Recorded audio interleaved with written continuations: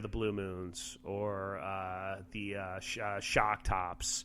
They're those kind of faux craft beers. They're drinking those now, and they're getting ready, right? Like they're the emerging craft brand, our consumer. So what we're trying to do with our core brands is we're trying to hit the largest.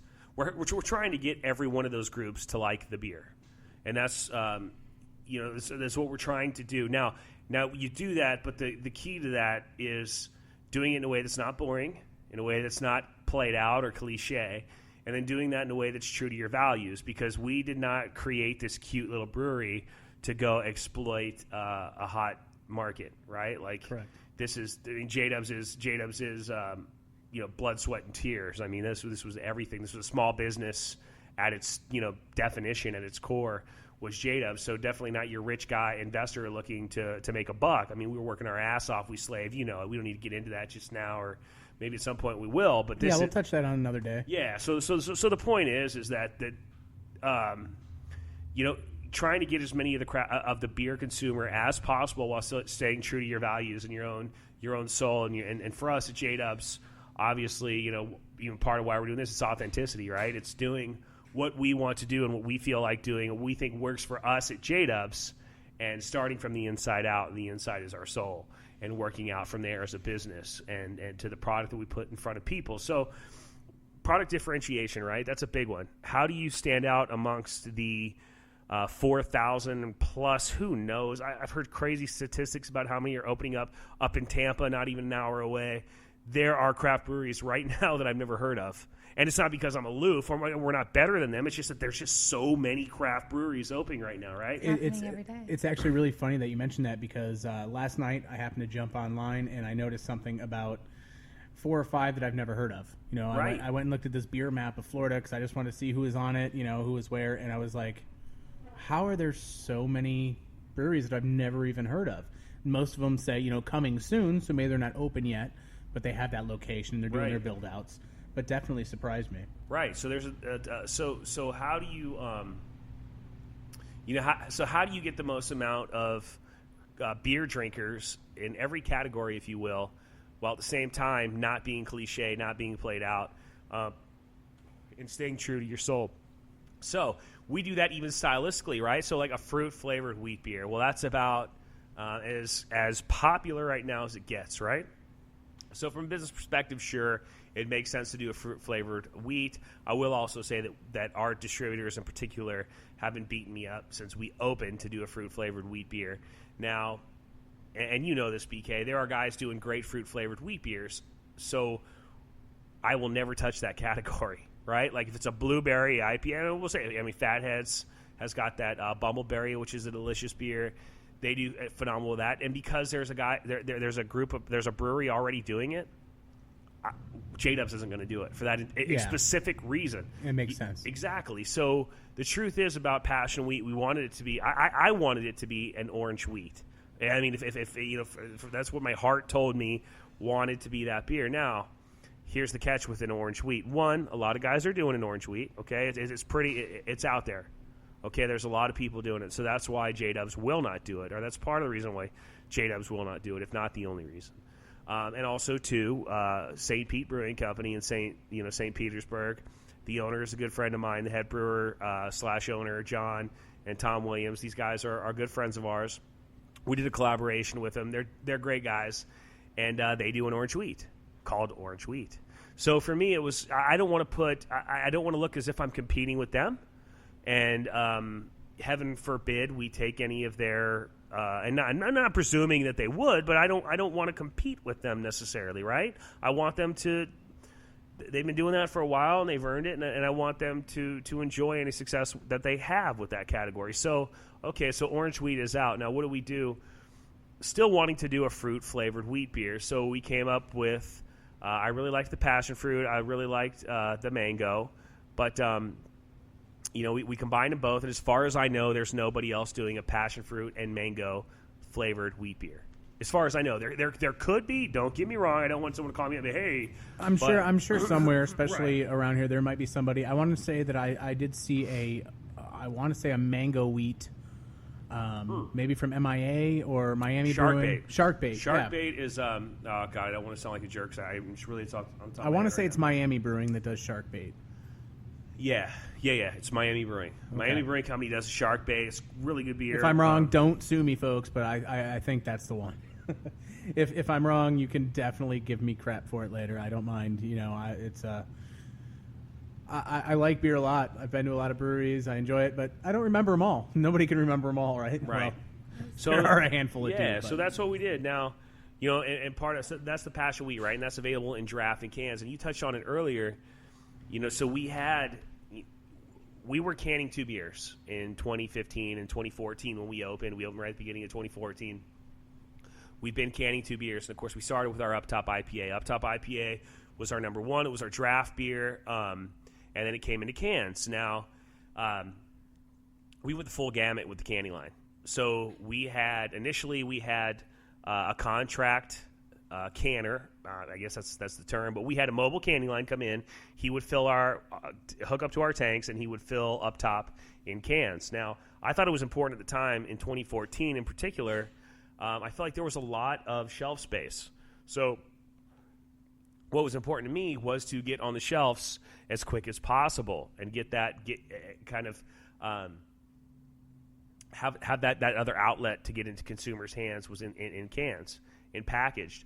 So we had the mobile canning line come, and they did a great job. Made no money. I mean, zero money. And as you know, BK, because you've seen me almost have panic attacks back here. Like you have to make money as a craft brewer. You can't just do this for free, right?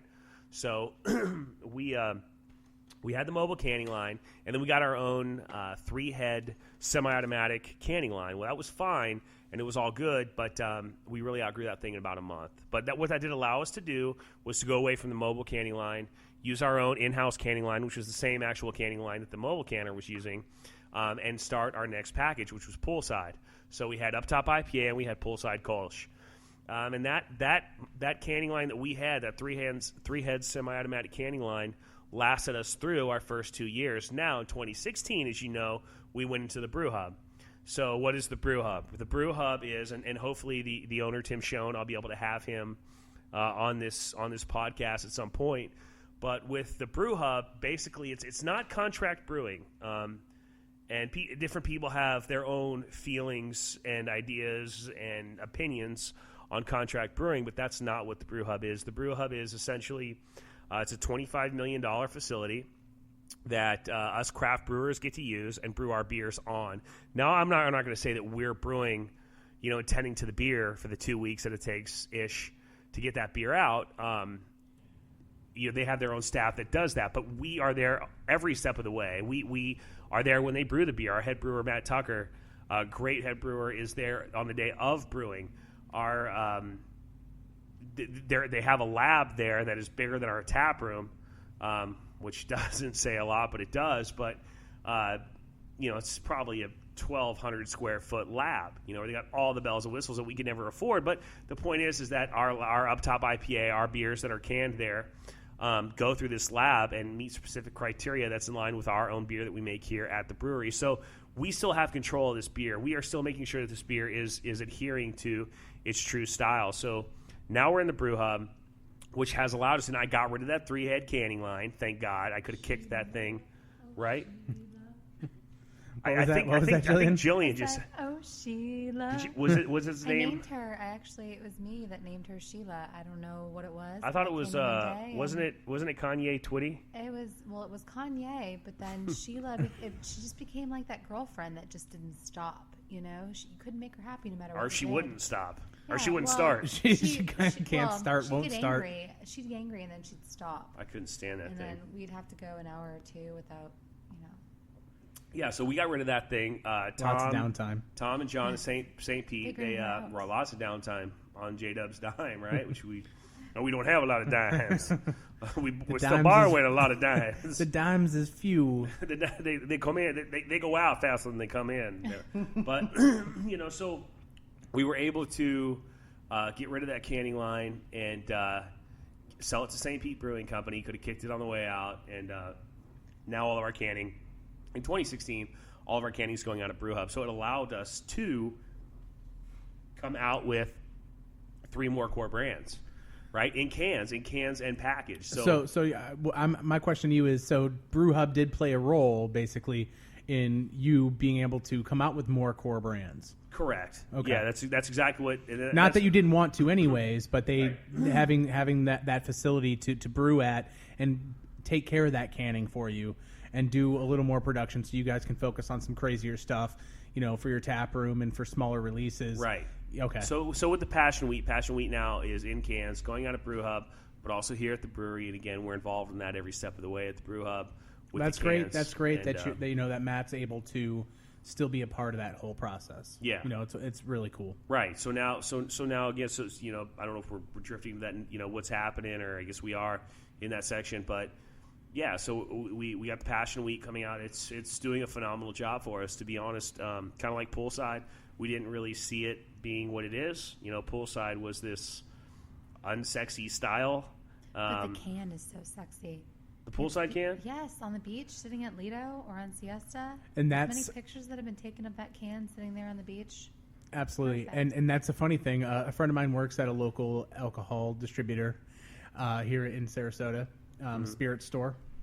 I'll just say it's TW for short. And something we learned today. She sent me a message the other day. She was like, I know you still hang out at JDUB'S. I know you're not really working there full time or anything, but I just want to let them know that Passion Wheat is phenomenal. Like, they're selling a ton at the store, and she's like, I buy at least a 6-pack a week. Well, it looks and like she Florida. takes it home. Exactly. I mean, when people are just scoping and just looking through, I'm going to be completely honest about. It sticks out. It's so pretty. It does. Color and you're walking by and you see, good and refreshing. Watch JDUB'S, especially if you're doing it for out of town. Watch JDUB'S. Oh, look, it's this place. Cool, fantastic. It's here in Sarasota. I happen to be staying on Siesta Key.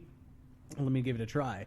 I'm a fan of wheat beers or whatever. Maybe I like Blue Moon or I like the Shock Top, but this has passion fruit in it, so why wouldn't I? It's appealing. So it's definitely appealing, and I think that plays a big role in it too. Is not only is it local, it's got a sexy can. People are enjoying the hell out of it. Yeah, Suncoast. And I'll be honest, I'm not a wheat beer fan. Me neither. I do not like wheat beers. Yeah, me neither. There's a handful out there that I do enjoy. On an occasion, if there's nothing else that I want and somebody's got one of those and they offer me one, or if I just haven't had one in a while, I might pick one up. But that for sure is not my preferred style. I like it. Yeah, I do. man, I like the fruitiness of it. It's true. I still not my style. So something that when I'm in the mood for a wheat beer, I'll probably pick one up. But I really enjoy it. Yeah, it's doing much better, than we had anticipated that it would. Same with Pool, like I said, same with Poolside. Jillian brought up a point, and I guess the name sort of speaks for itself. Where one thing that we don't do at JDUB'S is brew to. We don't make a beer for perceptions of Florida. Like, I don't make a beach beer. I don't make a sunny beer. I don't make whatever the hell it is, a waves beer. But you do have a beer called Playa Roja, which would be about a peach, right? Well, that's I'm just busting balls. No, busting balls. For you. No. Keep that one because I'll get back to that.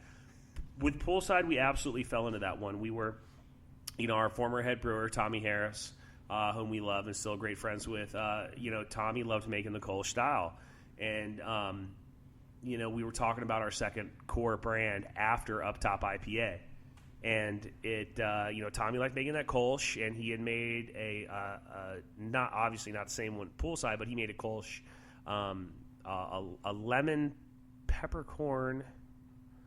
Yeah, I think a lemon pepper Kolsch. Anyways, that they made it long, and he made it Long Trail. He was a lead brewer there. He was a Long Trail for 6 years. So Tommy really enjoyed making that Kolsch style. So we came about it for the right reasons. It's a very simple style, and its simplicity is its beauty. Its simplicity shows off what you can do as a brewer.